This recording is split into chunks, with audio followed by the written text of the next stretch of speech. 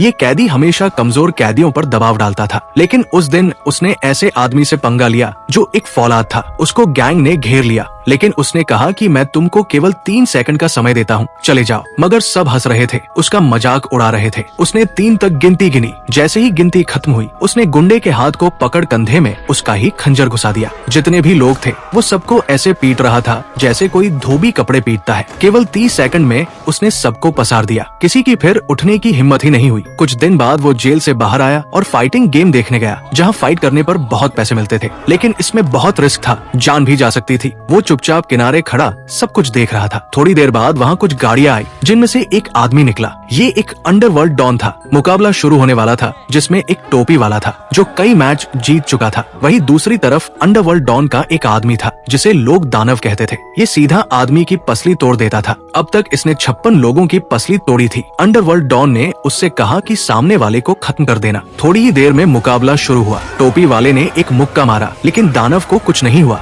वो दानव को मारता जा रहा था, लेकिन उसका वार बेअसर था। दानव ने उसे एक लात में नीचे गिरा दिया, फिर उसके ऊपर चढ़कर लगातार मारने लगा। उसकी भी पसली टूट गई। दानव ये फाइट जीत गया। अंडरवर्ल्ड डॉन को उस आदमी ने पैसे दिए जिसका फाइटर हार गया था। आदमी टेंशन में कार के अंदर बैठा, तभी पीछे वाली सीट पर वही आदमी दिखा जो जेल से छूटा था। उसने कहा कि मुझे भी फाइट करनी है और अगर मैं जीत गया तो 60% पैसे मैं रखूंगा। लेकिन फाइट कराने वाले ने कहा कि ये कोई बच्चों की फाइट नहीं है और वैसे भी तुम्हें कोई एक मुक्के में नीचे गिरा देगा। लेकिन कैदी ने उसे पैसों का लालच दिया, जिस वजह से वो मान गया। आदमी कैदी को अंडरवर्ल्ड डॉन के पास लेकर गया कि वो दानव से लड़ेगा, लेकिन डॉन ने उसका मजाक उड़ाया और कहा कि पहले छोटे फाइटर से लड़ लो, तुम्हारे बस का नहीं है। इतनी बेइज्जती के बाद भी कैदी चुप रहा। फिर उसने पहले मुकाबले में हिस्सा लिया जिससे मुकाबला होने वाला था। वो बहुत ताकतवर था, लेकिन कैदी ने उसकी कमजोरी पहचान ली। जब मुकाबला शुरू हुआ तो गुस्से से सामने वाले ने हमला किया, पर कैदी ने एक लात उसकी गोटी पर मारी, फिर उछलकर मुंह पर एक वार किया। कैदी फाइट जीत गया। फाइट करवाने वाला बहुत खुश हुआ।